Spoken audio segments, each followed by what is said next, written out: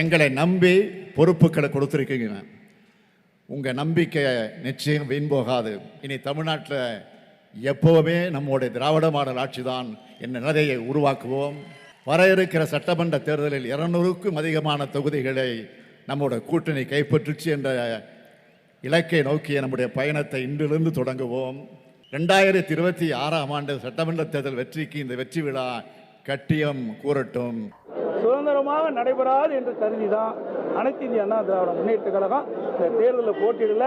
நடந்து முடிந்த நாடாளுமன்றம், விழுப்புரம் நாடாளுமன்றம், இந்த விக்கிரவாண்டி தொகுதி விழுப்புரம் நாடாளுமன்றத்தில் வருது. 6000 ஓட்டு தான் குறைவு. இப்போவே என்ன ஓட்டு வந்து மறுபடியும் எதுக்கு போட்டிடுவானே? 2026 தமிழகத்தில் நடைபெற்ற சட்டமன்ற பொதுத் தேர்தலில் அனைத்து இந்திய அண்ணா திராவிட முன்னேற்ற கழக தலைமையில் அமைக்கப்பட்ட கூட்டணி அதிக இடங்களில் வெல்லும்.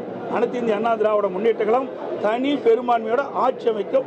அண்ணா திராவிட முன்னேற்ற கழகம் நாங்கள் போட்டியிடவில்லை என்று அறிவித்திருக்கிறது. அது அறிவிக்கிற பொழுது தேர்தல் நியாயமாக நடைபெறாது, ஆகவே நாங்கள் போட்டியிடவில்லை என்று அறிவித்திருக்கிறார்கள். தேர்தலை நடத்தப் போவது யார்? திமுக அரசாங்கம் தேர்தல் நடத்த முடியாது. தேர்தல் ஆணையம்தான் தேர்தல் நடத்த வேண்டாம். தேர்தல் ஆணைய அதிகாரி அறிவித்திருக்கிறார், துணை இராணுவப்படை வருகிறது இடைத்தேர்தலுக்கு என்று அறிவித்திருக்கிறார். அப்படிப்பட்ட சூழலில் தேர்தலை நாங்கள் புறக்கணிக்கிறோம் என்று சொல்வதின் உள்நோக்கம் என்ன? பாரதிய ஜனதா கட்சியோடு ஒட்டும் இல்லை, உறவும் இல்லை என்று நேற்று வரை சொன்னீர்கள். ஆனால் இன்றைக்கு இந்த தேர்தலை புறக்கணிப்பதன் மூலமாக எதிர்காலத்தில் நீங்கள் எந்த இடத்திற்கு செல்ல இருக்கிறீர்கள் என்பது இதன் மூலமாக தெரிகிறது. எடப்பாடியார் இன்றைக்கு அந்த அந்த விக்கிரவாண்டி தேர்தலை புறக்கணிப்பதாக அறிவித்திருக்கிறார். மக்கள் ஏற்கனவே அவரை புறக்கணிச்சிட்டாங்க. மக்கள் ஏற்கனவே அவரை ஓரங்கட்டி விட்டார்கள். இனிமேல் அவர் புறக்கணிக்கிற வேலையை மட்டும்தான் செய்ய முடியும் என்கிற அப்படிப்பட்ட நிலைமை என்பதுதான் இன்றைக்கு இருக்கிறது என்பதை நாம் இன்றைக்கு தெரிவித்துக் கொள்ள விரும்புகிறோம். 2026 சட்டமன்ற பொதுத் தேர்தல் வர இருக்கிறது. இதற்கிடையிலே முன்னோட்டமாக விக்கிரவாண்டி இடைத்தேர்தல். எதிரிகள் சிதறி ஓடுகிறார்கள். போட்டி இல்லை என்று எடப்பாடி அவர்கள் அறிவித்து விட்டார். அனைத்து இந்திய அண்ணா திராவிட முன்னேற்ற கழகம் முடிஞ்சு போச்சு அப்படின்னு நினைக்க முடியாது. ஏன்னா என்னோட என்ட்ரி ஆரம்பிச்சிருக்கு. அதனால 26ல நிச்சயமா அம்மாவினுடைய ஆட்சி இங்க தமிழ்நாட்டில் அமைப்போம்.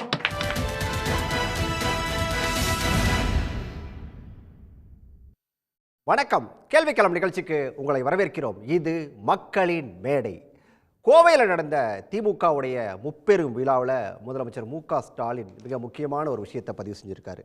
வர இருக்கக்கூடிய சட்டமன்ற தேர்தலில் 200க்கும் அதிகமான தொகுதிகளில் நம்முடைய கூட்டணி கைப்பற்றியது அப்படிங்கிற இலக்கை நோக்கி தான் நம்மளுடைய பயணம் தொடரணும் அப்படின்னு சொல்லி முதலமைச்சர் மு.க. ஸ்டாலின் அதில் பேசியிருக்காரு.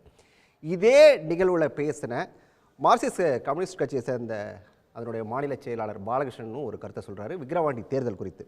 விக்கிரவாண்டி தேர்தலில் அதிமுக போட்டியிடலை அப்படின்னு சொல்லி எடப்பாடி பழனிசாமி அறிவிச்சிருக்காரு. அவரை ஏற்கனவே மக்கள் புறக்கணிச்சிட்டாங்க அப்படிங்கிற ஒரு கருத்தை அவர் சொல்கிறாரு. ஆனால் இதே நேரத்தில் ப. சிதம்பரமும் முத்தரசனும் சொன்ன கருத்துக்கள் அப்படிங்கிறது வேறு விதமான ஒரு கருத்துக்கள். விக்கிரவாண்டி இடைத்தேர்தலை ஏன் அதிமுக புறக்கணிச்சது அப்படின்னு சொல்லி பார்த்தோம். தேசிய ஜனநாயக கூட்டணியுடைய வேட்பாளருடைய வெற்றியை உறுதி செய்யணும்.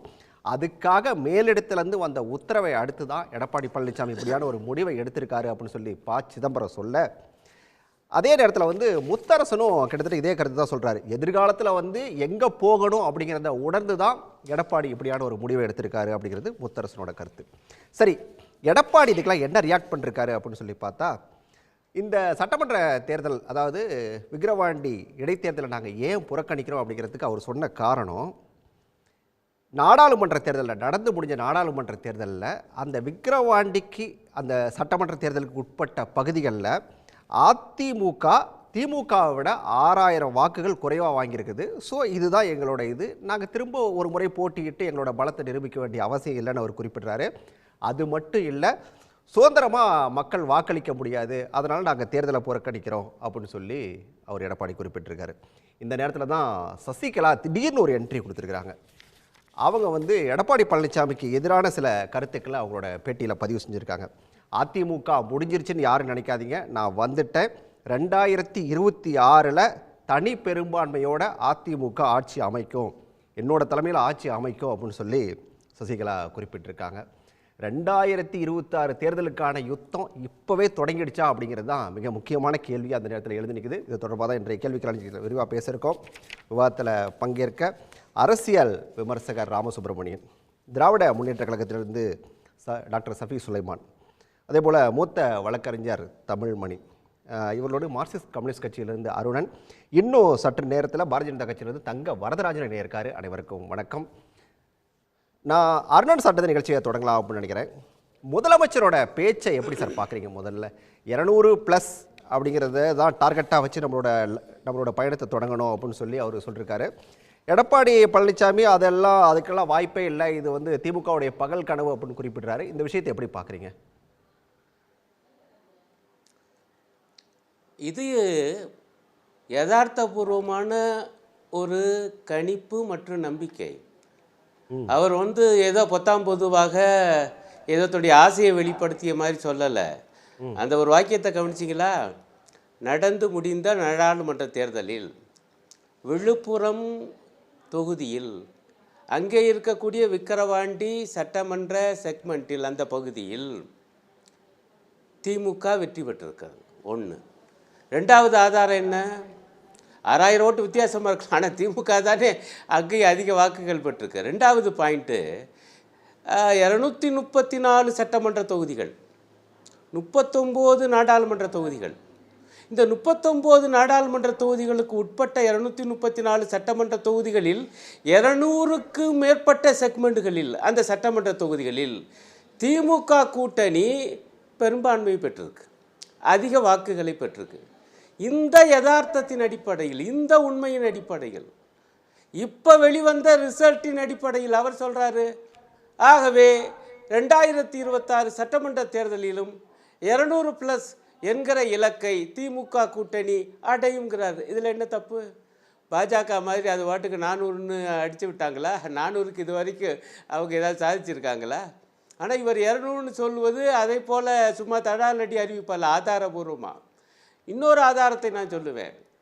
1971 சட்டமன்ற தேர்தலில் திமுக கூட்டணி 205 தொகுதிகளில் வெற்றி பெற்றிருக்கு. 1971 திமுக மட்டும் 184 நினைக்கிறேன் தனியாக வெற்றி பெற்றது. ஆகவே இந்த 200+ என்பது அடைய முடியாத இலக்கு அல்ல. 1971 திமுக கூட்டணி அடைந்த இலக்கு.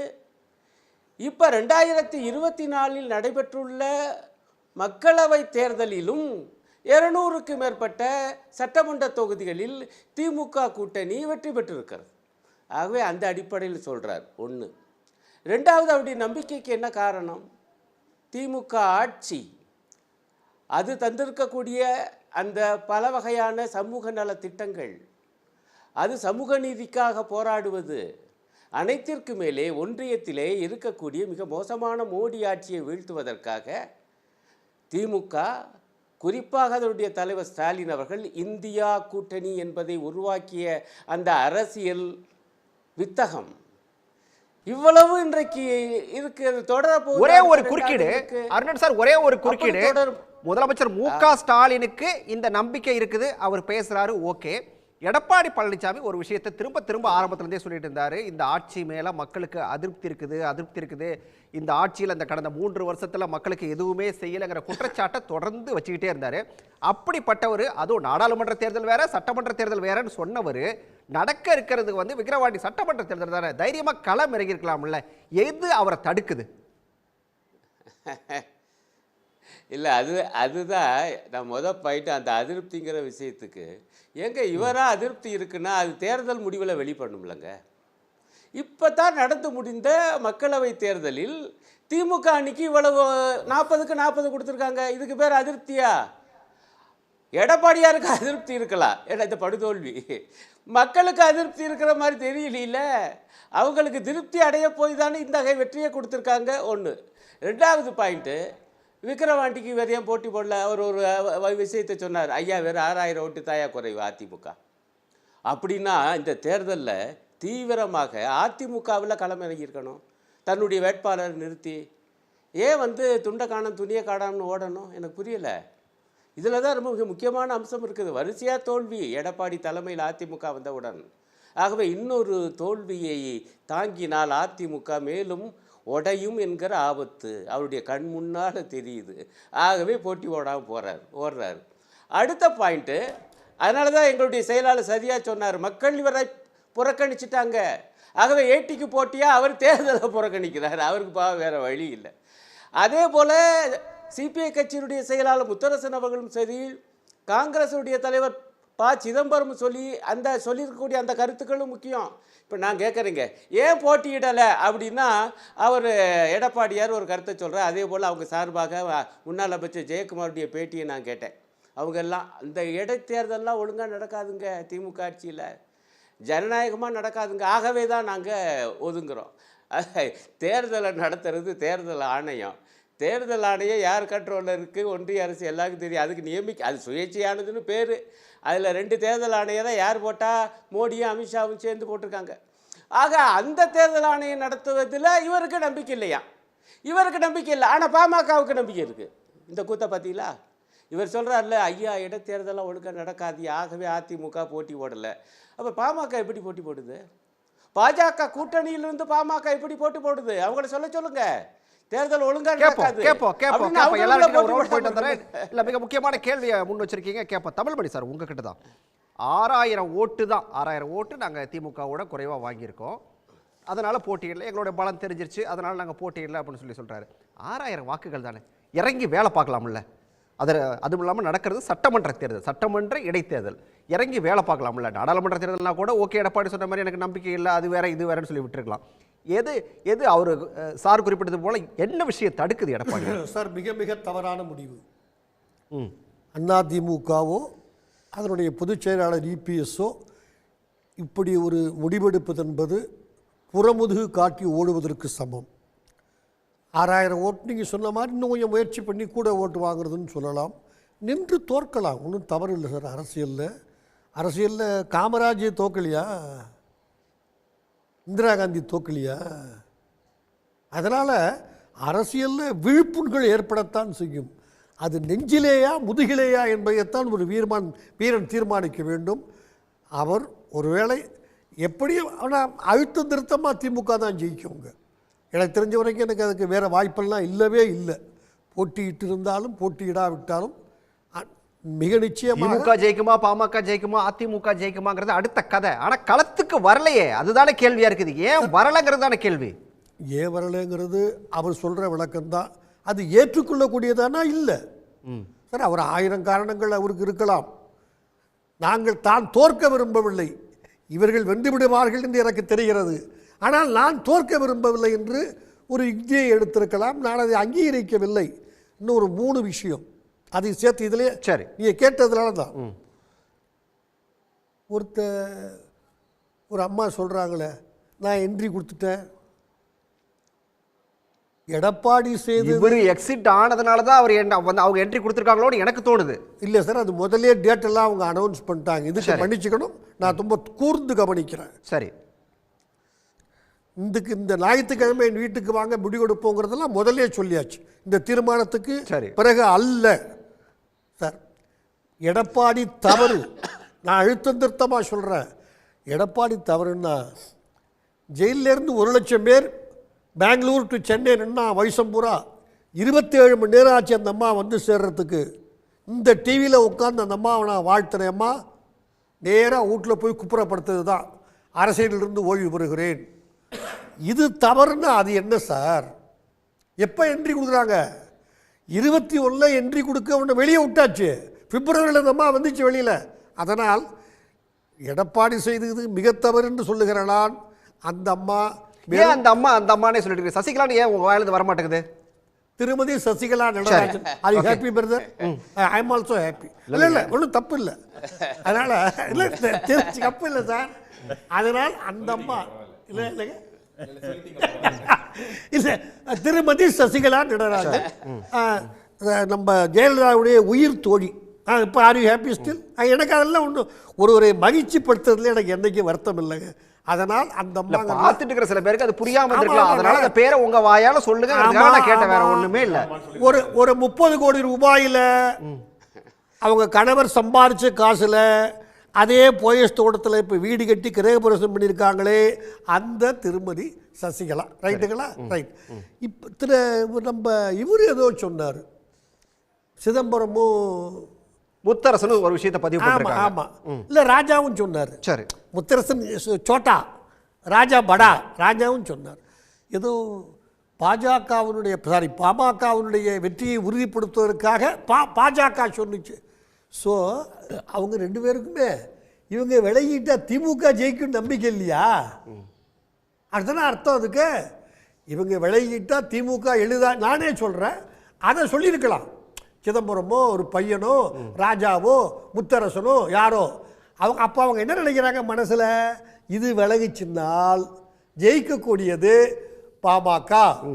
அவங்க ஒருவேளை கரெக்டாக கூட இருக்கலாம். ஆனால் அந்த பகுதி கொஞ்சம் அந்த இனத்துக்கு சாதகமான பகுதியெல்லாம் அவங்க கணக்கு போட்டு கூட சொல்லியிருக்கலாம், உண்மையாக இருக்கலாம். சார் நான் கேட்டு இந்த 200க்கு பதில் சொல்கிறேன். 200 ஜெயிப்போம். நம் திராவிட ஆட்சி கரெக்ட்.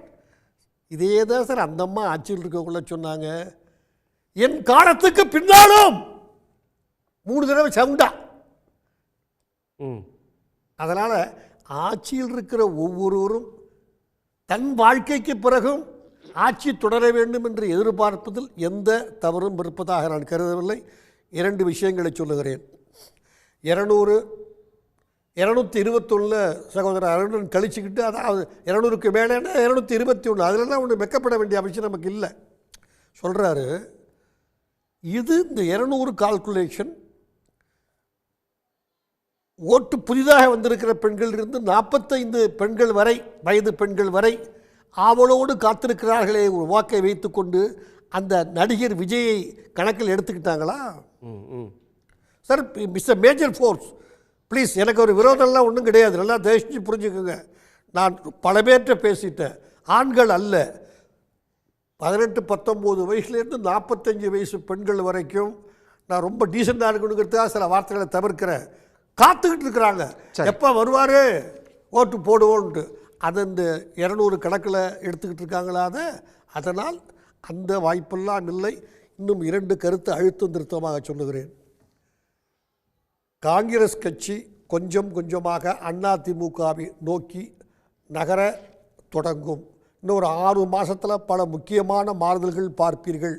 காங்கிரஸ் போனால் இன்றைக்கு திமுக கூட்டணியில் இருக்கிற குறைந்தது ஒரு 3 கட்சிகள் அவர்கள் பின்னால் போய்விடுவார்கள்.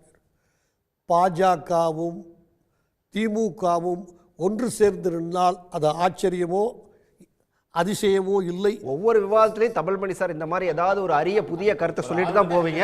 நான் எல்லாத்தையும் ரவுண்ட் போயிட்டு தரேன். ஒரே ஒரு காரணம் சொல்றேன். அதனால தான் இன்னைக்கு வரைக்கும் 4 கோடி ரூபாய் மாட்டிச்சே, அதுக்கு சம்மன் கொடுத்தே ஓட்டுறாங்க சிபிசிஐடி. அவரை விசாரிக்க தயாராக இல்லை. ஏன்னா பிஜேபியை பகிர்ச்சிக்கிறதுக்கு திமுக தயாராக இல்லை. ப்ளீஸ் கரியா. பாஜக தங்க வரதராஜன் சார், தங்க வரதராஜன் சார் வந்து ஸ்டாலின், முதலமைச்சர் மு க ஸ்டாலின் பேசியிருக்காரு 200+, அதான் சட்டமன்றத்தில் டார்கெட் அப்படின்னு சொல்லிட்டு. இன்னொரு பக்கம் சிதம்பரம் சொன்ன விஷயத்துக்கு அதுக்கு வருவோம். விக்கிரவாண்டி இடைத்தேர்தலில் வந்து தேசிய ஜனநாயக கூட்டணி வேட்பாளருடைய அந்த வெற்றியை வந்து எளிதாக்கணும் அப்படிங்கிறதுக்காக மேலிடத்தோட உத்தரவு காரணமாக தான் அதிமுக தேர்தல் புறக்கணிப்பு அப்படிங்கிற ஒரு முடிவை எடுத்திருக்கு அப்படிங்கிற ஒரு குற்றச்சாட்டை சிதம்பரம் முன் வச்சிருக்காரு. எப்படி பார்க்குறீங்க இதை? வணக்கம் திருவேங்கடம். அதாவது ஒவ்வொரு கட்சிக்கும் ஒரு நம்பிக்கை இருக்கலாம், அதில் மாற்று கருத்து கிடையாது. ஒரு நம்பிக்கை என்பது அவர்களுடைய விருப்பம், அவருடைய உரிமை. இதுதான் பாரதிய ஜனதா கட்சியுடைய விஷயம். அதே போல் நாங்கள் வந்து அடுத்த முறை வந்தால் 200க்கும் மேற்பட்ட இடங்களில் வெற்றி பெறுவோம் தமிழக முதல்வர் நேற்று மேடையில் பேசினார். இன்னும் பல்வேறு குற்றச்சாட்டுகள்லாம் வச்சுருக்காரு. அதை அடுத்த இடத்துல நான் அதை சொல்கிறேன். நான் என்ன கேட்குறேன்னா வந்து இப்போ சகோதரர் கூட சொன்னார் தமிழ்மணி, அதாவது திமுக வந்து பார்த்திங்கன்னா நீங்கள் வந்து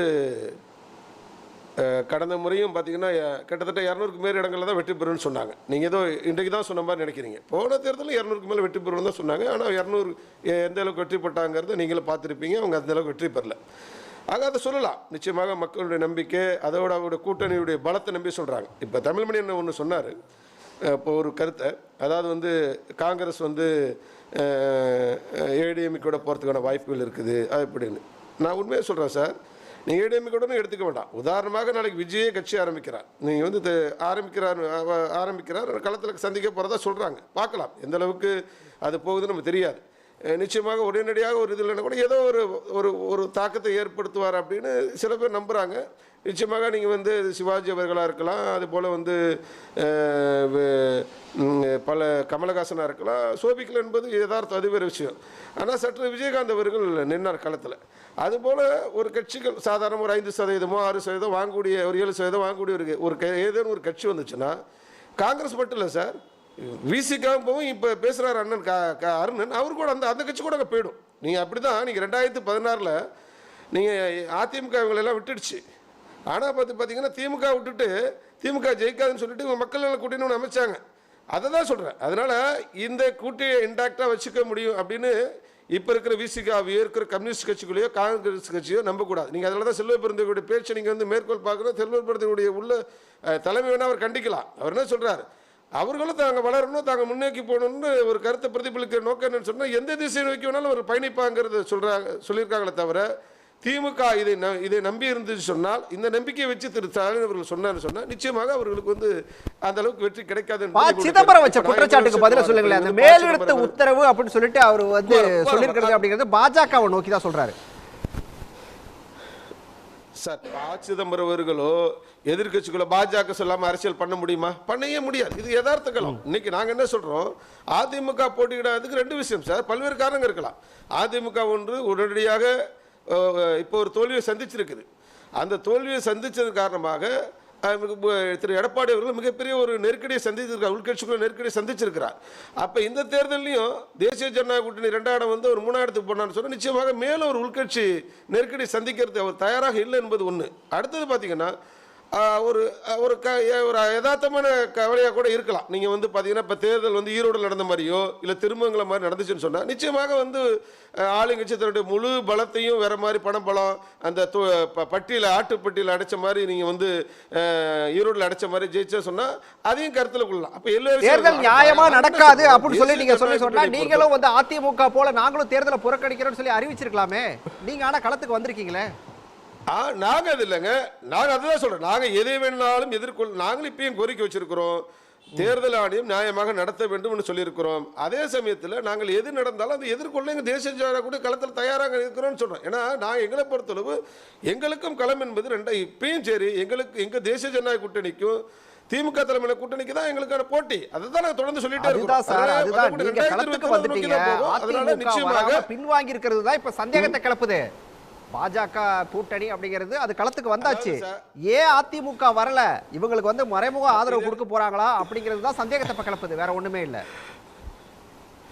இல்ல அதாவது திமுகவுடைய பங்காளி அதிமுக, அது கோயம்புத்தூர் எங்கள் தலைவர்லாம் சேர்ந்து தோக்கடித்த கட்சி. இது திமுக தான் அவங்கள்ட்ட கேட்கணும். சகோதரர் சுலைமான் தங்களுடைய பங்காளி கட்சிக்கு பதில் சொல்றாருன்னு நினைக்கிறேன். ஏன்னா 2 பேர் தான் போட்டிட்டு எங்களை பல இடத்துல வந்து தலைவர் போட்டிட்டு இடத்துல திமுக அதிமுக பின்னி பிணைந்தார்கள். அதனால இன்னைக்கு பாஜகவுக்கு நெருக்கமானவர்கள் கிடையாது சார். இன்னைக்கு அவர்கள் இன்னைக்கு திமுகவுக்கு நெருக்கமானவர்கள் அதிமுக காரர்கள் என்பதை தெரியும். சகோதரர் சுலைமான் அந்த நேரத்தில் சரியான இதுக்கான பதிலை சொல்லுவார்னு நான் எதிர்பார்க்கிறேன். அதனால அவருடைய குற்றச்சாட்டு என்பது இந்த ஓட்டு வந்து பாசிசமத்தின் நோக்கம் என்னன்னா, இந்த ஓட்டு டிவைடா ஆகிச்சுன்னா திமுக எளிதாக வெற்றி பெற்று வந்துடும். அது உள்நோக்கம் இருக்கு நான் சொல்றேன். ஆக ஏதேனும் ஒரு சைடு போயிடுச்சுன்னு சொன்னா திமுக தோற்பதற்கான வாய்ப்பு இருக்குது. அதனால இதை வந்து வேற மாதிரியா அந்த அதிமுக செலுத்தக்கூடிய திமுகவுக்கு எதிர்ப்பு ஓட்டுகள் இருந்து முழுமையாக தேசிய ஜனநாயக கூட்டணி பக்கம் வந்துட்டுன்னு சொன்னா அவருக்கு பாதிப்பை ஏற்படுத்தணும் நினைக்கிறதுக்காக அந்த வாக்குகளை திசை திருப்பதற்காக குற்றச்சாட்டாக பாஜக பார்க்கின்றது. ரைட்டு சஃபி, நீங்கள் எப்படி சஃபி இந்த விஷயங்களை பார்க்குறீங்க? ஒன்று அதிமுக இதுலேருந்து விலகினது அப்படிங்கிறது ஒன்று, சசிகலாவுடைய என்ட்ரி, இதெல்லாம் என்ன மாதிரியான தாக்கத்தை ஏற்படுத்தும் விக்கிரவாண்டியில்? விக்கிரவாண்டி தேர்தல் பொறுத்தவரை இது விக்கிரவாண்டிக்கு இடைத்தேர்தல் புதிதும் அல்ல, திமுகவுக்கு இடைத்தேர்தல் புதிதும் அல்ல. நம்ம இதை வழக்கமாக பார்த்துட்டோம். அதில் முக்கியமாக வந்து இப்போ பாஜக வந்து ரொம்ப தெளிவாக சொல்கிறாங்க, நாங்கள் வந்து இதில் வந்து களத்தில் இருக்கோம். அதிமுக ரொம்ப தெளிவாக சொல்கிறாங்க, நாங்கள் களத்தில் இல்லை. இது ரெண்டையும் வந்து களத்தில் இல்லைன்னு அவங்க சொல்லி சொன்னதுக்கு, நாங்கள் களத்துக்கு வரலன்னு சொன்னதுக்கு அவங்க கை நீட்டி குற்றம் சாட்டுறது திமுகவை நோக்கி. ஆமாம்மா. ஏன்னா இப்போ இவர் நம்ம தங்கவரதராசரை பேசும்போதே வந்து எலெக்ஷன் கமிஷன் ஒழுங்காக பண்ணுமான்னு தெரியல, எலெக்ஷன் கமிஷன் அவங்கக்கிட்ட தான் இருக்குது, அவங்களோட ஆட்கள் தான் உள்ள மெம்பரெல்லாம் போட்டு வச்சுருக்காங்க, சுப்ரீம் கோர்ட் சொன்ன அப்புறமும் மாற்றலை. அப்போ அவங்களுக்கே அதில் வந்து இந்த நம்பிக்கை இல்லைன்னா சாதாரண நம்மளை மாதிரி இப்போ பாமர மக்களுக்கு ஒரு நம்பிக்கை என்ன ஆகும்? அது ஒரு மிகப்பெரிய கேள்விக்குறி. அதே நேரத்தில் இப்போ இது விஷயத்துக்கு வந்துடுறேன். அதிமுக பின்வாங்குதுன்னா அப்போ அதில் உள்ளே இருக்கிற சூட்சமத்தை நாம் கிளியராக புரிஞ்சுக்கணும். ஏன்னா அதிமுக 6000 வாக்கு தான் வித்தியாசம் இந்த தடவை வாங்கியிருக்குன்னு சொல்லிட்டு எதிர்க்கட்சி எடப்பாடி அவர்களே சொல்கிறாரு. அதே நேரத்தில் பாமக இந்த தடவை எவ்வளோ வித்தியாசத்தில் வாங்குன்னு சொல்லிட்டு பார்க்கணும். கிட்டத்தட்ட 30,000 ஓட்டுக்கிட்ட பாமக இந்த தடவை வித்தியாசத்தில் வாங்கியிருக்கு விக்கிரவாண்டியில். அப்போ பாமக 30,000 வாக்குக்கிட்ட கீழே இருக்கும்போது அவங்க இவ்வளோ நிற்கிறாங்க, அவ்வளோ தைரியமாக நிற்கிறாங்க. 6000 ஓட்டு வாங்குற நீங்கள் ஏன் நிற்கலை? அப்போ அந்த கேள்வி வரும் இல்லையா? முக்கியமாக அப்போ நீங்கள் 6000 வாக்குகள் குறைவாக வாங்கி நீங்கள் நிற்காமல் போனதுக்கு பாமகவுக்கும் பாஜகவுக்கும் மறைமுகமாக நீங்கள் வந்து கள்ளக்கூட்டணி வச்சு சப்போர்ட் பண்ணுறீங்கன்னு சொல்ல முடியும். அதுதான் அங்கே வருது. நீங்கள் ஒரு ரோட் மேப் போட்டு அப்படி தான் வருது. அதே மாதிரி அண்ணன் எப்போவுமே நல்ல கிளியராக சொல்லுவார் ஒரு விஷயம். ஆனால் இந்த தடவை என்ன பண்ணார்னா விஜய் மேலத்துக்கு பழிய போட்டார். நடிகர் விஜய் அவர்கள் வந்து வந்தால் என்ன ஆகும், 200 தொகுதி அதை நினைக்காம சொல்லிட்டாங்களே, அதை நினைத்து தான் சொல்லியிருக்கிறோம். உண்மை என்னன்னா விஜய் அவர்கள் வந்தால் 200ங்கிறது 201 தான் ஆகும் திமுகவுக்கு, தவிர 200க்கு கீழே ஒரு சீட்டு கூட குறையாது. காரணம் சொல்லிடுறேன்.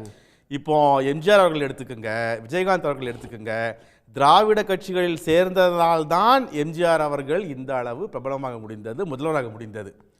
விஜயகாந்த் அவர்கள் தன்னுடைய கட்சியின் பேரில் திராவிடத்தை சேர்ந்ததால தான் அவரால் ஒரு சீட்டாவது முதல் இதில் வாங்க முடிஞ்சது. மீதி நடிகர்கள் எல்லாமே பார்த்துங்க. விஜய் வந்து அந்த எந்த ஏஜ்னு 18லேருந்து 40 18 லேடிஸ் 18லேருந்து 40க்குள்ள விஜய் இந்த இதாகிட்டோம்னா சிரஞ்சீவி பிரைம் மினிஸ்டராக இருக்கணும். அப்படி ஒரு இதில் வந்து ஒரு ஆள் வந்து சீஃப் மினிஸ்டர் ஆக முடியும்னா சிரஞ்சீவி அவர்கள் வந்து பிரைம் மினிஸ்டரே ஆகிருக்கலாம். ஏன்னா நாடு முழுக்க அவருக்கு அவ்வளோ பெரிய ஃபேன் ஃபாலோவர்ஸ் இருந்தாங்க, மிகப்பெரிய ஃபேன் ஃபாலோவிங்கு, அதுவும் விமன் ரொம்ப அதிகமாக இருந்தாங்க. அவராலேயே சாதிக்க முடியாது, விஜய் எப்படி சாதிப்பாருங்கிறத அண்ணன் எப்படி நம்புறாரு எனக்கு புரிய மாட்டேங்குது. அதே மாதிரி பேசும்போது இந்த அம்மா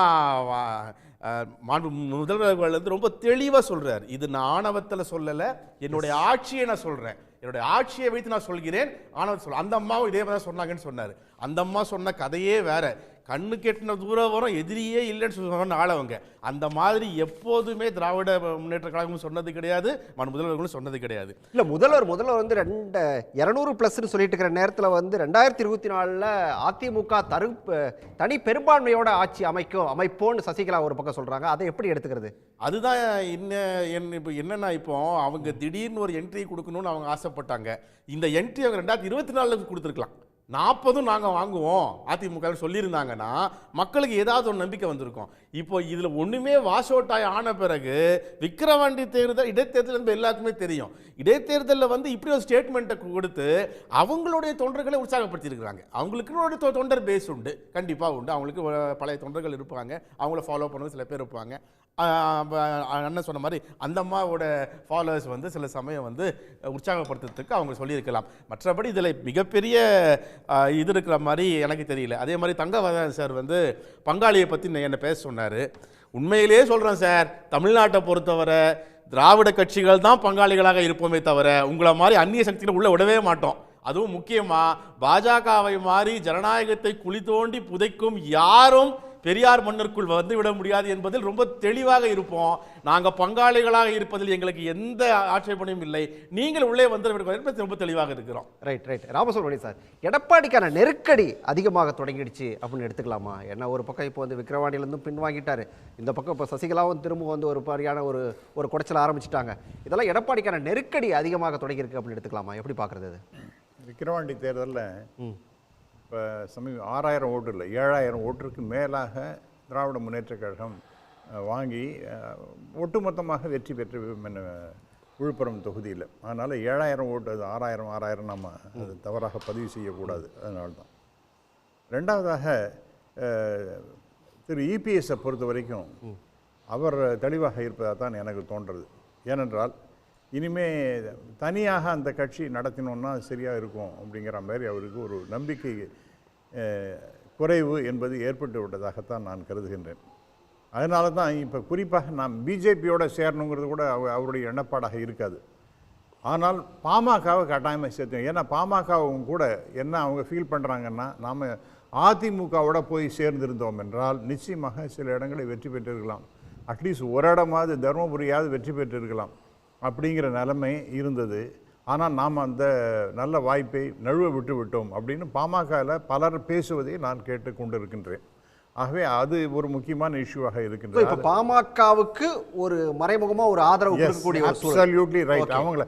அவங்க மறுபடியும் ஒன்றாக இணையணும் அப்படின்னு பாஜகவை திருப்பி அந்த கூட்டணியில் தானே பாஜகவும் இருக்குது. இல்லை நான் அதுதான் அடுத்ததாக பாஜக எதிர்ப்பு இல்லாமல் அதிமுகவினால சர்வேவே பண்ண முடியாது. இன்ஃபேக்ட் பாஜக மீண்டும் மீண்டும் அவங்க வந்து சேர்ந்து இணைந்து போராடுவோம் அப்படிங்கிற மாதிரி இருந்ததுன்னா அந்த கட்சி அழிஞ்சு போயிடும்.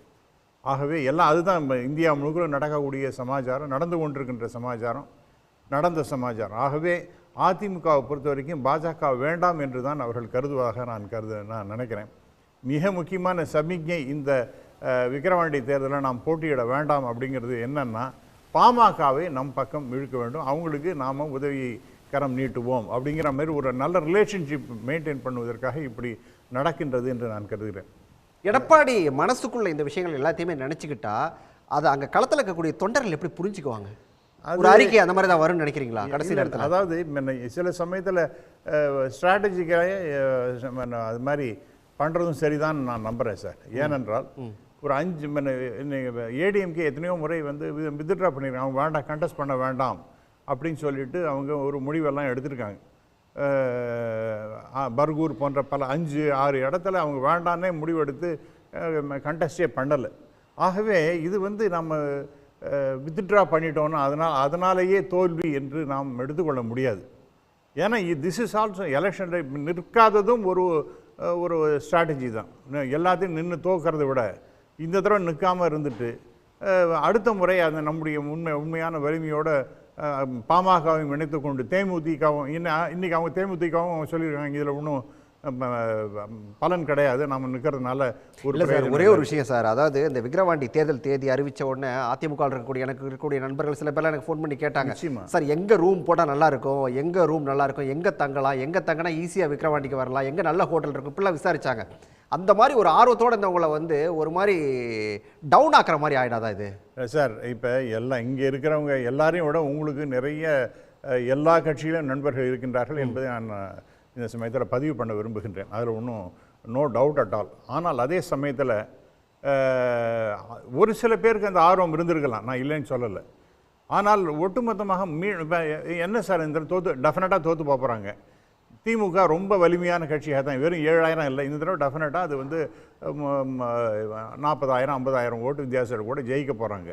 அப்படி இருக்கும்பொழுது இபிஎஸ் என்ன சார் சொல்லுவாங்க, 10 தடவை தோற்று விட்டார், 11வது முறையும் தோற்றார் அப்படி எதுக்காக நீங்கள் மேலே மேலே நம்பிக்கை எண்ணிக்கையை ஏற்றிகிட்டே போகிறதுல என்ன அர்த்தம் இருக்குது? எண்ணிக்கையை ஏற்றி கொண்டே போய் நான் 10 தடவை 11வது தடவையும் தோற்று விட்டேன் அப்படின்னு வந்து அவர் பெருமையாக சொல்லிக்க முடியுமா? அல்லது எல்லாரும் கேலியும் கிண்டலும் தானே பண்ணுவாங்க. அதுவும் ஆகவே நேரடியாக போரிடுவதுங்கிறது ஒன்று, கொஞ்சம் பின் வாங்கி மறுபடியும் அதை வந்து வேறு விதமாக அதை அஃபென்சிவாக போகிறது இல்லை. அது அழகாக தமிழ்மணி சார் சொன்னார், ஒரு போருக்கு போயிட்டு மார்பலை வந்து விழுப்புண் படுறது அப்படிங்கிறது வேற, புறமுதுகு காட்டி ஓட்டுறதுங்கிறது வேற. இல்லை நான் இது அப்படி தானே எடுத்துக்கணும். இல்லை நான் அப்படி நான் எடுக்கலை. நான் என்னை பொறுத்த வரைக்கும் நான் ஐ டோன்ட் திங்க் இது வந்து புறமீது விட்டு ஓடிடுறதா தான் நான் நினைக்கல. நான் மறுபடியும் சொல்கிறேன், இது எப்போ எலெக்ஷன் நடந்தாலும் டெஃபினட்டாக டிஎம்கே தான் வெல்லும். சசிகலா கதைக்கு வாங்க. சசிகலா அம்மையார் வந்து அவங்களுக்கு இதில் விருப்பம் இல்லைன்னு தோன்றது. இன்றைக்கி அவங்க பேசின அந்த இன்டர்வியூவில் வித்ட்ரா பண்ணிருக்கூடா, நம்ம எலெக்ஷன் நிற்கணும் அப்படிங்கிற மாதிரி அவங்களுடைய சார் இதை உங்கள்கிட்ட ஒரே ஒரு விஷயத்தை குறிக்கிறாரு. நம்ம என்ட்ரியெல்லாம் கொடுத்தாங்கல்ல சார், நான் ஒரு கேண்டிடேட் போகிறேன்னு சொல்லியிருக்கலாம்ல சார், நம்ம கை தட்டியிருப்போம்ல. இல்லை அது இப்போ அவங்களுக்கு வந்து கட்சிங்கிறது இல்லை, அவங்க பேர் சொல்லிக்கிறாங்க, ஜெனரல் செக்ரட்டரின்னு சொல்லிக்கிறாங்க. பட் நெவர்தலெஸ் கட்சின்னு பார்த்தீங்கன்னா அதிமுகவை பொறுத்த வரைக்கும் 2 தான் இருக்குது. ஒன்று அதிமுக, எடப்பாடிக்கு இது ஒரு நெருக்கடியாக மாறுமான்னு கேட்குறேன். சசிகலாவுடைய இந்த ஸ்டேட்மெண்ட் இதெல்லாம் இல்லை, அதாவது நான் சசிகலாவுடைய ஸ்டேட்மெண்ட்டை நான் தவறாகவே சொல்லலை. அதாவது அவங்களுடைய இன்ட்ரெஸ்ட் என்னென்னா, அவங்களுக்கு வந்து தான் ஆட்சிக்கு வரணும், தான் முதல்வராகணும் அப்படிங்கிற எண்ணப்பாடெல்லாம் அவங்களுக்கெல்லாம் கிடையாது. ஆனால் இந்த கட்சி சீரழிஞ்சு போயிடக்கூடாது, எப்படியாவது மறுபடியும் ஆட்சிக்கு வர வேண்டும், அதுதான் அவங்களுடைய ஒரே இலக்காக இருக்கின்றது. அதுக்கு என்னென்ன வழிவகைகள்லாம் செய்யணுமோ அதெல்லாம் அவங்க செய்து கொண்டிருக்கின்றார்கள் என்று நான் நம்புகின்றேன். நீங்கள் சிரிக்கிறத பார்த்தா எனக்கு அவங்கள பற்றியே நான் வந்து கொஞ்சம் உயர்வாக பேசவே கூடாதோ அப்படிங்கிற மாதிரி. அப்படியெல்லாம் சிரிக்கல, நீங்கள் பேசுகிறத பார்த்து எனக்கு ஒரு சின்னதாக ஒரு சிரிப்பு வந்துச்சு, அவ்வளோதான். சொல்லுங்கள் நீங்கள். அதான், அதாவது நிச்சயமாக அவங்களுடைய எண்ணப்பாடு என்னன்னா, அந்த கட்சியை முன்னிறுத்த வேண்டும் அப்படிங்கிறது தான் அவங்க பார்க்குறாங்க. அதோட இந்த அவங்களுடைய கருத்தில் நான் மாறுபடுகின்றேன். அதாவது அவங்களுடைய எண்ணம்ங்கிறது சரி, ஆனால் அந்த இந்த எலெக்ஷனை பை எலெக்ஷனை பொறுத்த வரைக்கும் இப்ப நிக்காம இருக்கிறதே நல்லது என்று தான் நான் கருதுகின்றேன். ரைட். இன்றைய விவாதம் தொடர்பா இன்னும் ஒரே செகண்ட் ஒரு கேள்வியை முன் வச்சோம், அதற்கான பதில் என்னங்கிறத பார்த்துட்டு நம்ம தொடர்ந்து பேசலாம். அதிமுகவை ஒருங்கிணைப்பதற்கான எனது என்ட்ரி தொடங்கிடுச்சு அப்படின்னு சொல்லி 2026 ஆட்சியை பிடிப்பேன் அப்படின்னு சொல்லி சசிகலா பேசியிருக்கிறது அப்படிங்கிறது வந்து எடப்பாடிக்கு நெருக்கடி தர, இது வந்து 22% பேர் அதை சொல்லியிருக்காங்க. இது எந்த தாக்கத்தையுமே ஏற்படுத்தாது அப்படின்னு சொல்லி 30% பேரும், அதிமுகவினரை ஒன்றிணைக்கிறதுக்காக அப்படின்னு சொல்லி 15% பேரும், இது வெற்று பரபரப்பு மட்டும்தான் அப்படின்னு சொல்லி ஒரு 33% பேரும் குறிப்பிடுறாங்க. கிட்டத்தட்ட எந்த தாக்கமும் ஏற்படாது அப்படின்னு சொல்லி சொன்னதும், இது வந்து ஒரு மாதிரி சின்ன பரபரப்பு அப்படின்னு சொல்லி சொன்னதும் கிட்டத்தட்ட ஈக்குவலாக தான் இருக்குது. 30-33 தான் இருக்குது. சொல்லுங்கள் ராமசுப்ரமணியம், இந்த விஷயத்தை எப்படி பார்க்கலாம்? இது இப்போ நான் இதெல்லாம் பற்றி நான் வந்து கமெண்ட் பண்ணவே விருப்பம் இல்லை. ஏன்னா அவங்களுடைய ஒப்பீனியன், இப்போ என்னுடைய ஒப்பீனியன் என்ன மாதிரி இருக்கோ அதே மாதிரி அந்த ஓட்டு போட்டவங்களுடைய ஒப்பீனியன் ஒரு மாதிரி இருக்கின்றது. அதனால் டெமோக்ரஸிங்கிறது நீங்கள் வந்து யார் என்ன சொல்கிறாங்களோ அதை அக்செப்ட் பண்ணிக்கிறது தான், யார் மேக்ஸிமம் சொல்கிறாங்களோ அதை அக்செப்ட் பண்ணிக்கிறது தான் நியாயமானது. பட் நான் இப்போ என்ன சொன்னேன், 200ங்கிறது நம்பிக்கை நான் எண்ணிக்கையில் திரு அருணன் அவர்கள் சொன்னது போல் 200, அவர் நம்ம முதல்வர் அவர்கள் பேசினதே 200+ தான் சொன்னார். மொத்தம் 221, அது கரெக்டாக தான் சொன்னார். 200+ நம்ம வாங்கலாம் அப்படிங்கிற மாதிரி தான் அவர் அந்த உறுதிப்பாட்டோடு இருக்கார். அடுத்ததாக 18 வயசுலேருந்து 40 வயசு பெண்கள் ரெடியாக இருக்காங்க. இப்போ இந்த மோமெண்ட்டை விஜய் வந்துட்டாருன்னா நாங்கள்லாம் எல்லாரும் சேர்ந்து ஓட்டு போட்டுருவோண்ணே சார். அப்படி இருக்கிற பெண்கள் எல்லா கட்சியிலும் இருக்காங்க சார். டிஎம்கேல தான் எல்லாம் அப்படியே ஒரு சங்கு அப்படியே உட்காந்துருக்காங்க, அவங்களாம் சேர்ந்து எடுத்து அப்படியே ஓட்டமாக அங்கே ஓடி போடுவாங்க. அப்படிலாம் கிடையாது. எல்லா கட்சிக்கும் இது சேதாரம் ஏற்படும் என்றால் எல்லா கட்சிக்கும் ஏற்படும். அப்போ கூட்டி கழித்து பார்த்தீங்கன்னா same DMK is going to win. சரி, என்ன எவ்வளோதான் நீங்கள் சேதாரம்னு எடுத்துட்டாலும் கூட டெஃபினட்டாக DMK will win hands down, அதில் ஒன்றும் சந்தேகமே இல்லை. ஏனென்றால் அவங்களுடைய செயல்பாடுகள் முக்கியமாக குறிப்பாக திராவிட மாடல்னு சொல்கிற மாதிரி அவங்களுடைய செயல்பாடுகள் ஏராளமாக மக்கள்கிட்ட சென்றடைஞ்சிருக்கு. இந்த தேர்தலையே கூட பலரும் அதை பற்றி பேசும்பொழுது ஒரு சில இஷ்யூஸ் தான் அவங்களுக்கு வேதனை மக்களுக்கு புரியலன்னு சொல்லாமல் ஒழிய பை அண்ட் லார்ஜ் இந்த அரசாங்கத்தினுடைய செயல்பாடு அவ்வளவுமே மக்கள்கிட்ட போய் சென்றடைஞ்சிருக்கு, மிகப்பெரிய வரவேற்பை பெற்றிருக்கின்றது, இன்னும் அதிகமாகத்தான் ஆக போகின்றது என்று நான் நம்புகிறேன். அருணன் சார், உங்ககிட்ட தான் நாம் இந்த நேயர்கள் முன்னாடி வச்ச கேள்விக்கான பதிலில் சொல்லியிருக்கிறதுங்கிறது, இந்த சசிகலாவுடைய பேச்சை பற்றி குறிப்பிடும்போது இது வெற்று பரபரப்பு, இதனால் எந்த தாக்கமும் ஏற்படாது அப்படிங்கிறது தான் அதிக பேர் அதை குறிப்பிட்டு சொல்லியிருக்காங்க. ஒரு காலத்தில் ஒரு சமயத்தில் ஒரு டெரராக பார்க்கவே சந்திக்கக்கூட முடியாத ஒரு நபராக இருந்த சசிகலா வந்து இன்றைக்கி நம்ம பார்த்த உடனே ஓ இவங்களா அப்படின்னு சொல்லி போகிற அளவுக்கு இந்த நிலை அப்படிங்கிறது மாறி இருக்குது. இது ஏதாவது எடப்பாடிக்கு ஏதாவது ஒரு சின்ன தாக்கத்தையாவது உண்டாக்குமா?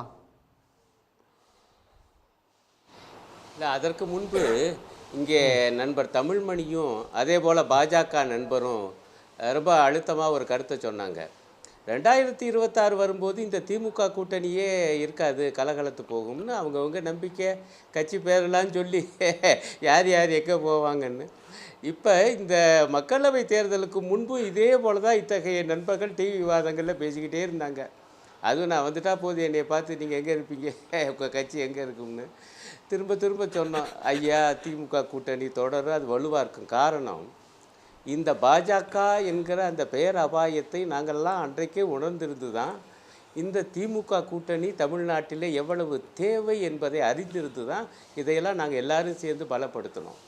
இப்போவும் அதனுடைய தேவை என்பது இருக்குது. இன்றைக்கு மீண்டும் ஒன்றியத்தில் மோடியினுடைய ஆட்சி, என் கணிப்பில் அது அடிபட்ட புலி போல் அந்த ஆட்சி வந்திருக்கு. 303லேருந்து 240 குறைஞ்சிருக்கு. பாஜகவுடைய எண்ணிக்கை 63 சீட்டு குறைஞ்சி போச்சு. ஆகவே அவங்க உள்ளார்ந்த ஒரு குமுறலோடு இருப்பாங்க. எனவே மக்கள் மீதான தாக்குதல், எதிர்க்கட்சிகள் மீதான தாக்குதல், மதச்சார்பற்ற குடியரசு என்கிற கோட்பாட்டின் மீதான தாக்குதல், இவ்வளவு வந்து வரக்கூடிய ஆபத்து இருக்குது. மாநில உரிமைகள் மீதான தாக்குதல் இவ்வளவு வரும்.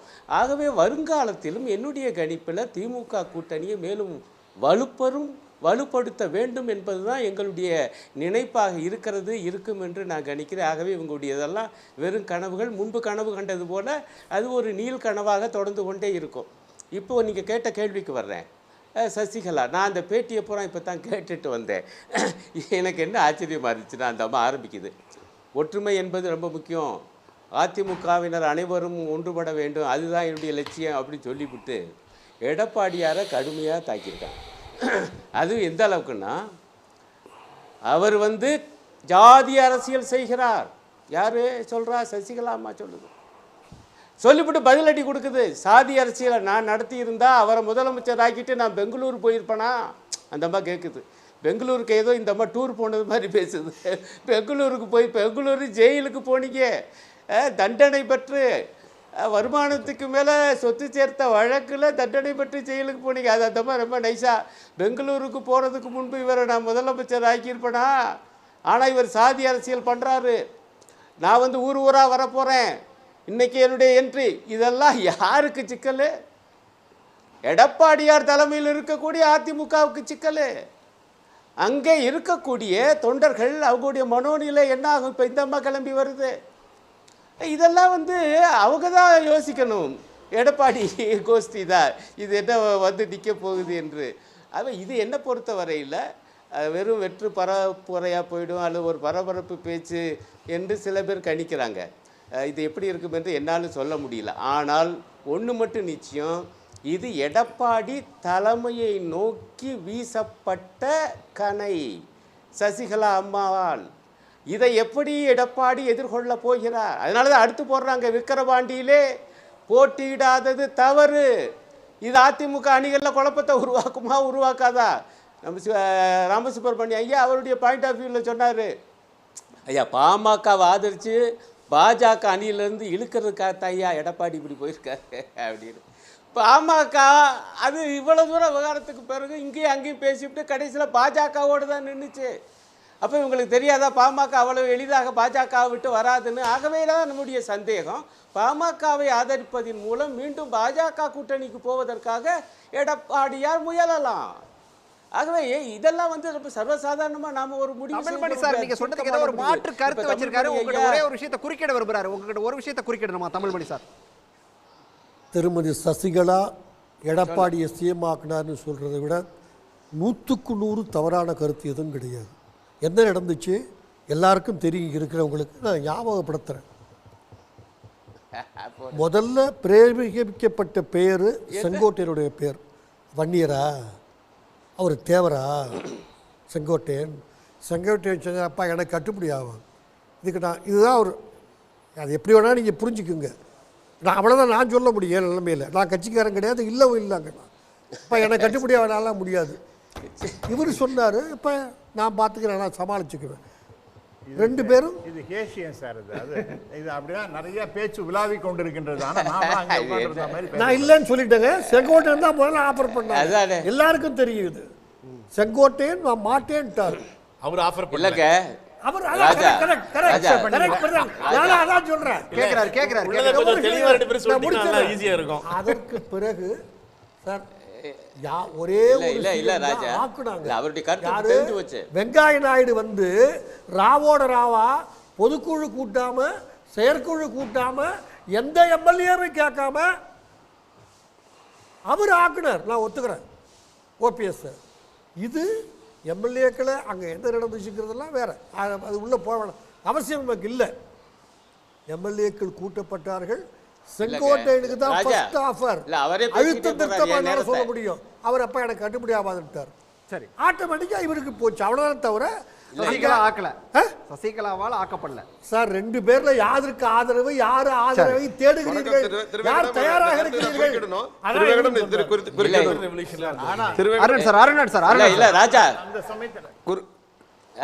இது என்ன நியாயம்? அவர் கருத்தை சொல்ல நேரம் நான் கேட்கறது, இது யார் என்னென்ன நடந்துச்சுங்கிறது அவருக்கு ஏதோ ஒரு கருத்து தெரிஞ்சு சொல்கிறாரு, அதோடைய உரிமை. ஆனால் நான் சொல்கிற பாயிண்ட்டு சசிகலா சொல்லியிருக்காங்க இன்னைக்கு பேட்டியில், நான் தாயா ஆக்குனேன். அது அவரெல்லாம் மறுக்கணும். யார்? எடப்பாடி மறுக்கட்டும். தமிழ்மணி ஐயா மறுத்து என்ன பிரயோஜனம்? நான் சொல்லுகிற பாயிண்ட்டு, இதன் மூலமாக அதிமுக அணிகளை மேலும் குழப்பம் வருமா வராதா? இது எடப்பாடி பற்றிய விமர்சனம். அவருக்கு எதிராகத்தான் ஊர் ஊராக போவேன். அவர் விக்கிரவாண்டியில் போட்டியிடாதது தப்பு. இதெல்லாம் யாருக்கு எதிராக? இதைத்தான் நான் சொல்கிற பாயிண்ட். இப்போ இது கடைசியாக அவருடைய தலைமை, எடப்பாடி தலைமைக்கு தான் சிக்கலை உருவாக்குங்கிறது நான் சொன்னது தப்பா? அடுத்த பாயிண்ட்டு, அதே போல் தமிழ்மணி ஐயா நடிகர் விஜய் பற்றி சொன்னார். நான் சொல்கிறேன், அவர் இன்னும் இப்போ தான் வந்திருக்கேங்கிறாரு. அதுவும் பாருங்கள், கட்சி ஆரம்பிச்சுட்டு அப்போ நாடாளுமன்ற தேர்தலில் போட்டியிட மாட்டாராம், சட்டமன்ற தேர்தலுக்கு வருவேங்கிறாரு. வரட்டும். ஆனால் இவங்களுடைய கணிப்புலாம் என்னவா இருக்குன்னு அவங்க பேச்சில் இருந்து மணி ஐயா போன்றவங்கெல்லாம் திமுக எதிர்ப்பில் தாயா வருவார். அதுதானே அவங்க பேச்செல்லாம். 18 வயசுலேருந்து 40 வயசு வரைக்கும் ரெடியாக இருக்காங்கய்யா, கையில் ஓட்டை வச்சுக்கிட்டு விஜய் கட்சிக்கு ஓட்டு போட. அப்படின்னா திமுக எதிர்ப்பில் விஜய் வந்தால் திமுக எதிர்ப்பு ஓட்டு தானுங்களையா பிரியும். இது திமுக அணிக்கு ஏற்ற பெரிய பாதிப்பு வரும். ஆகவே இதெல்லாம் பல விஷயங்கள். அடிப்படையான விஷயம், இன்றைய நிலைமையில் முதலமைச்சர் பேசியது மிக மிக சரியானது. அது வெறும் ஆசையின் காரணமாக பேசிய பேச்சல்ல, ஆதாரபூர்வமாக பேசியிருக்காரு. அடுத்த 2 ஆண்டுகளில் ஏற்கனவே உள்ள அந்த 3 ஆண்டு ஆட்சிகளிலே செய்த பல நல்ல திட்டங்கள், அதாவது பெண்களுக்கு இலவச பேருந்து, 1000 ரூபாய் உரிமை தொகை திட்டம், மாணவிகளுக்கு 1000 ரூபாய், இப்போ மாணவர்களுக்கு 1000 ரூபாய் வரப்போகுது. இந்த மாதிரியான திட்டங்கள் இவையெல்லாம் தொடரும் பொழுது நிச்சயமாக 200+ என்கிற இலக்கை திமுக அணியால் அடைய முடியும் என்பதுதான் என்னுடைய கணிப்பும் கூட. சரி சரி சரி சரி தங்கவரதராஜன் சார், இப்போ அதிமுகவை ஒருங்கிணைக்க போறேன் அப்படின்னு சொல்லி சசிகலா இப்ப திரும்ப சொல்ல ஆரம்பிச்சிருக்காங்க. நீங்க ஏதோ ஒன்று குறுக்கிட்டீங்க, இந்த கேள்விக்கு சேர்த்து பதில் சொல்லுங்க. ஒருங்கிணைக்க போறேன்னு சொல்லி சொல்றாங்க, இதுல பாஜகவுடைய பங்கு என்னவா இருக்கும்? ஏன்னா ஏற்கனவே பாஜகவை நோக்கி பல குற்றச்சாட்டுகள் எழுதிக்கிட்டே இருக்குது. அதிமுகவை பிரிச்சு வச்சதும் பாஜக தான், திரும்ப சேர்த்து வைக்கிறதும் பாஜக தான் சொல்லிட்டு, இதுல என்ன நிலைப்பாடு, உங்களோட நிலைப்பாடு? அதாவது எங்கள் பாரதிய ஜனதா கட்சியை பொறுத்தளவு எந்த உள்கட்சிக்குள்ளும் நாங்கள் தலையிட மாட்டோம். இது வைக்கிற குற்றச்சாட்டு, அவர்கள் வைக்கிற குற்றச்சாட்டு, குறிப்பாக அருண் போன்ற கட்சிகள் சார்ந்த திமுக போன்ற கட்சிகள் வைக்கிற குற்றச்சாட்டு. நான் 1-2 விஷயத்தை சொல்லிடுறேன். முதல்ல ஒரே ஒரு கருத்து நான் பதில் சொல்லேன். இப்போ 200+ திமுக சசிகலா அவர்கள் விஷயத்தில் நிச்சயமாக அம்மா அந்த விஷயத்தில் நான் திருப்பி வரேன். நீங்கள் திமுக 200க்கு மேற்பட்ட இடங்கள் 91 சொன்னிச்சு, ஆனால் 2 இடங்கள் தான் கிடச்சிச்சு. அதே போல் பார்த்தீங்கன்னா 2001 சொன்னாங்க, அது முழுமையாக வரல. அதே போல் 2011 சொன்னாங்க. அதனால் நான் என்ன சொல்கிறேன், ஒரு தேர்தல் அவருடைய நம்பிக்கை வெளிப்படுத்தியிருக்கிறார். நாங்கள் சொல்லல தேர்தல் களம் மாறும். ஏன்னு கேட்டால் நாங்கள் பார்த்தீங்கன்னா இன்றைக்கி எங்களுடைய கூட்டணி 18%. நீங்கள் பாஜக 11.21 24. நீங்கள் தெலுங்கானாவில் பாருங்கள், 6 மாதம் முன்னாடி எங்களுடைய வேட் ஷேர் 13%. இன்னைக்கு பாருங்க 35% பட்டு கிட்டத்தட்ட 8 எங்களுக்கு காங்கிரஸ் ஆளுங்கட்சி 8. அதனால நாங்கள் எங்களுடைய கூட்டணி என்ன பர்ஃபார்ம் பண்ணுதுன்னு பாருங்க. எங்களுக்கு தேவை இன்னும் 15-16 விழுக்காடு ஓட்டு தான் தமிழ்நாட்டில் ஆட்சி அமைக்கிறதுக்கு. அதை எப்படி பண்ணுறது பொறுத்து வந்து பாருங்க. இப்போ நான் சொல்லிடுறேன், சசிகலாமா விஷயத்தில் அண்ணன் தமிழ்மணி அவர்கள் சொன்னார், வெங்கைய நாயுடு அவர்கள் தான் அதை இது பண்ணது. சார், உண்மையாக மனசாட்சியோடு பேசணும். நாம் யதார்த்தத்தை பேசக்கூடியவர்கள். அதாவது புரட்சித் தலைவி அம்மா அவர் இறந்தவுடனே அது யாருடைய கட்டுப்பாட்டில் இருந்துச்சு சொன்னால், பால் குடிக்கிற குழந்தை கூட சரி சார், அது சசிகலாமா கட்சி கட்டுப்பாட்டில் தான் இருந்தது என்பதை அது வெங்கைய நாடுலாம் தேர்வு பண்ணல சார். அதே அன்னைக்கு சசிகலாமாவிட்ட தான் எல்லாருமே இருந்தாங்க. அது இன்னைக்கு இருக்கிற ஓபிஎஸ் அண்ணனா இருக்கலாம், இன்னைக்கு இருக்கிற இபிஎஸ் அண்ணனா இருக்கலாம், செங்கட்டனா இருக்கலாம். ஆக அவர்கள் எடுத்த முடிவு அது, அதை யாரும் மறுக்க முடியாது. பாஜகவுக்கு சம்பந்தம் இல்லை என்பதற்காக கருத்தை நான் சொன்னேன். அண்ணன் என்ன சார் தமிழ்மொழி சார், சசிகலா இப்போ நீங்கள் அதான் அவங்க ஆக்குனாங்கன்னு சொன்னால், இப்போ அவங்க சொன்னாங்கல்ல ஏன் ஜாதிக்காரரையும் ஆக்கான்னு கேட்டாங்க இல்லையா? சசிகலா ஓபிஎஸ் கொண்டாந்தாங்க நீங்கள் சொன்னீங்கன்னா அவங்க ஜாதிக்காரரை சசிகலா கொண்டு வந்தாங்க, அதான் அர்த்தம் அதுக்கு. இல்லை சார், எந்த முடிவாக இல்லை சார். நீங்கள் அதாவது அதன் பிறகு ஓபிஎஸ் அவர்களுக்கும் சசிகலாமாவிற்கும் சில கருத்து வேறுபாடுகள் வந்து காரணமாக இருக்கலாம். ஓபிஎஸ்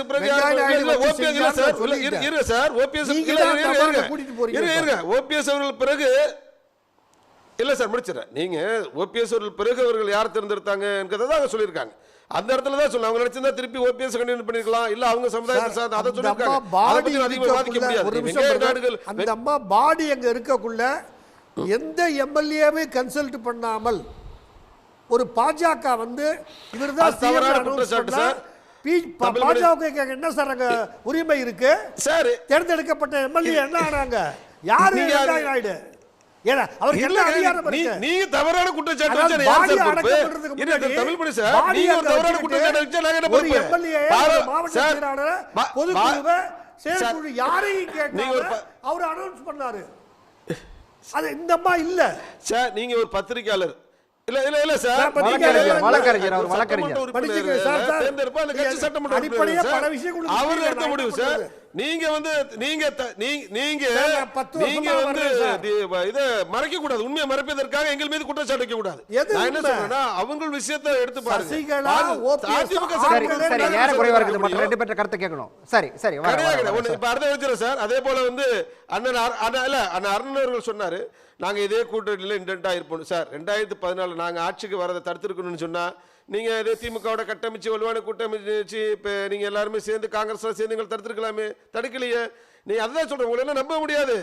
திமுக நம்பது என்று சொன்னா அது அவருடைய விருப்பம், அவர்கள் உங்களை நம்புறது நீங்க அவங்க நம்ப, அது ஒரு விஷயம். நீங்க 2016 உங்களை யார் தடுத்தா? நீங்க போய் விஜயகாந்த் அவர்களை போய் இது பண்ணி, அதான் சொல்றேன். இதுதான் ஸ்டாலின் அவர்களை பொறுத்தளவு இந்த கூட்டணியை இன்டென்டா அப்படியே வச்சிருந்தா நாம இதே போல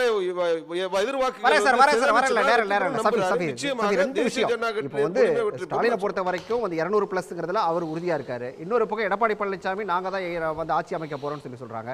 சசிகலா வந்து 2026 என்னோட தலைமையில் அதிமுக ஆட்சி அமையுங்கன்னு அவங்க ஒரு பக்கம் சொல்லிட்டு இருக்காங்க. இப்போ நம்ம தங்க வரதராஜன் வந்து நாங்களும் ஸ்ட்ராங்கா தான் இருக்கோம், பாஜக வந்து ஆட்சி அமைக்கணும்னு அவரும் சொல்றாரு. எதை எடுத்துக்கிறது, இதை எப்படி புரிஞ்சுக்கிறது? ஃபஸ்ட்டு தங்கவராஜ் சாருக்கு ஒரு மேட்டர் சொல்லிடுறேன். அவர் திரும்ப வந்து எங்களுக்கு இன்னொரு 16% வந்தால் போதும்னு திரும்ப போய் சொல்கிறாங்க. அவங்க இந்த தடவை 11% வாங்கிட்டோன்னு சொல்கிறதே வந்து பாமகவுடைய ஓட்டம், ஏசி சண்முக ஓட்டம், பச்சைமுத்தவர்கள் ஓட்டையும் சேர்த்து அவங்க சொல்லிக்கிட்டு இருக்காங்க என்பதை வந்து மக்கள் புரிஞ்சுப்பாங்க. அவருக்கு அது இன்னும் புரியல. நீங்க வாங்குறதுல கம்யூனிஸ்ட் ஓட்டு காங்கிரஸ் ஓட்டு சார். நீங்க வாங்குற ஓட்டுல கம்யூனிஸ்ட் காங்கிரஸ் ஓட்டு சார். சார் கொஞ்சம் வெயிட் பண்ணுறீங்களா? கொஞ்சம் நேரம் பேசுகிறேன். நீங்கள் பேசும்போது ஏன் அவசரப்படுறீங்க? அதே மாதிரி இப்போ நீங்கள் கேட்ட கேள்விக்கு வரேன். 200 இது நம்ம தொகுதிகள் ஜெயிப்போம்னு முதல்வர் சொல்கிறதுல வந்து மக்களுக்கே தெரியும். காரணம் என்னென்னா, ஒரு தலைமை இருக்குதுங்களா, ஒரு தலைமை பண்பு மிக்க ஒரு தலைவர் இந்திய அளவில் ஒரு சில பேரை கைவிட்டு எண்ண வேண்டும் என்றால் அதில் மாண்புமிகு முதல்வர் மு க ஸ்டாலின் இருக்கிறார். ரெண்டாவது, அவர்கள் செய்த தொடர் சாதனைகள், எந்த திட்டமாக தான் இருக்கட்டும், ஒரு திட்டத்தை வந்து துவக்கிறது இல்லை, அதை செயல்முறை கொண்டு வருது இருக்கு இல்லையா, அதை செயல்படுத்தி காமிக்கிறது இல்லையா, அதே நேரத்தில் அண்டை மாநிலங்களையும் அதை பின்பற்றுவது இல்லையா, இதெல்லாம் திராவிட மாடல் அரசுடைய அந்த வெற்றி காரணம். அடுத்ததா மாநில சுயாட்சி. இந்த மாநில சுயாட்சி விஷயத்தை மீண்டும் எல்லாம் இது நீட் எடுத்துக்கலேன். அங்கே அகிலேஷ் சொல்றாரு நீட் எங்களுக்கு தேவையில்லைன்னு. ஒவ்வொரு கேரளா சொல்லியாச்சு, ஒவ்வொரு மாநிலமாக இப்போ தமிழ்நாடு என்ன சொல்றது பின்பற்ற ஆரம்பிக்குது. அப்போ இந்த மாதிரி ஒரு தலைவர் வேண்டும் என்பதால் தான் மக்கள் விரும்புவாங்க. அப்போ 200 சீட் என்ன 210 கொடுத்தாலும் ஒன்றும் ஆச்சரியப்படுறதுக்கு இல்லையே. அப்போ இப்படி ஒரு தலைவர் இருக்கும்போது இந்த மாதிரி இவர்கள் பேசுவது ஒன்றும் புதுசு ஒன்றும் இல்லை. இவங்க இதே மாதிரி தான் பேசிட்டு இருந்தாங்க. எந்த தலைமையை, எந்த தலைவரை மக்கள் அணுக வேண்டும், மக்கள் அதை ஜெயிக்க வைக்க வேண்டும் மக்களுக்கு தெரியும். அதுதான் உங்க பார்வை சுருக்கமா. அதாவது திராவிட முன்னேற்ற கழக தலைவர் அவர் திரு ஸ்டாலின் அவர்கள் நேற்று பேசினது 40க்கு முன்னாடியே சொன்னது 40 அதையே டவுட் பண்ணாங்க. ஆனால் வராது 28 இன்னும் கணக்கெல்லாம் சொல்லிட்டாங்க. கடைசியில் அவர் சொன்னது தான் நடந்தது. 40க்கு 40 தான் வெற்றி பெற்றது. அதே போல் இப்போ நீங்கள் பார்த்தீங்க, அவர் வந்து சொன்னது 200க்கு மேலே அப்படின்னு தான் சொன்னார். 200+. ஆமாம், 200+ அப்படின்னு தான் சொல்கிறார். அது வந்து 210 எல்லாம் கூட சொல்லலை. அது நாம் 221 அப்படிங்கிற மாதிரி இருக்குது ஸ்டாட்டிஸ்டிக்ஸு. பட் நாங்கள் 200+. மூன்றாவதாக டெஃபினட்டாக இந்த கூட்டணி என்பது ஒன்றும் கொள்கை கூட்டணி அப்படின்னு சொல்லி ஏதோ அப்படியே சேர்ந்தோம் எலெக்ஷனுக்காக இல்லாமல் கொள்கை கூட்டணி அது வந்து டெஃபினட்டாக தொடரும் என்று நான் நம்புகிறேன். காங்கிரஸை பற்றி நம்ம கவலைப்பட வேண்டாம். ஏனென்றால் அது வந்து இப்போ செல்வ பெருந்தகை ஏதோ ஸ்லிப்பாக தட்டாங்களே ஏதோ ஒரு ஆர்வத்தில் பேசுகிறதுக்கு அவருடைய கட்சிக்காரங்கிட்ட பேசும்பொழுது அதை பற்றி திரு ராகுல் காந்தி சொல்கிறார், நீங்கள் அதெல்லாம் ஒன்றும் பேசாதீங்க, நாங்கள் பார்த்துக்கணுன்றார். அப்போ that means they are very very clear. They will sail along only with DMK. மற்ற எல்லா கட்சிகளுமே அவங்களோட தான் இருக்க போகிறாங்க. இப்போ 40க்கு 40 வராதுன்னு சொன்னது இவர் டெஃபினட்டாக வரும்னு சொல்லும்பொழுது வரவே வராது அப்படிங்கிற மாதிரி பேசி 27, 26 இவங்க அவ்வளோ பிஜேபிக்கு 8 வரப்போகிறது, இவங்களுக்கு என்னவெல்லாம் கணக்கெல்லாம் சொன்னாங்க. கடைசியில் யார் சொன்னது நடந்தது? ஸ்டாலின் அவர்கள் சொன்னது தான் நடந்தது. அது மாதிரி தான் நடக்கும். நீங்கள் என்ன காம்பினேஷன் கூட்டி கழித்து பார்த்தாலும் விஜய் வந்தாலும் சரி, அதனால் அந்த 18லேருந்து 40 அப்படின்னு எடுத்துட்டாலும் அந்த பெண்களோட ஓட்டெல்லாம் எல்லா கணக்கும் போட்டாலும் சரி, கடைசியில் ultimately it is going to be win win situation for DMK. நன்றி சார், நன்றி. விவாதத்தில் பங்கேற்ற அனைவருக்கும் நன்றி. மீண்டும் ஒரு சந்திக்கலாம் நேயர்களே. நன்றி, வணக்கம். உடனுக்குடன் செய்திகளை தெரிந்து கொள்ள சன் நியூஸ் பெல் ஐகானை கிளிக் பண்ணுங்க.